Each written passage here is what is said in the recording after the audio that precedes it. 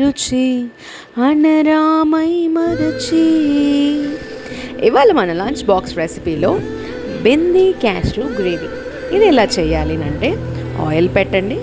ఆయిల్లో మీరు బే లీఫ్, ఒక ఇలాచీ ముక్క, మళ్ళీ పెద్ద జీరా ఇవన్నీ లైట్గా ఫ్రై చేసేసి బెండకాయని మీకు ఇష్టమైన షేప్లో వేసి ఒక 20 seconds కుక్ చేసేసి ఇంకా మరియు పేస్ట్ యాడ్ చేయండి.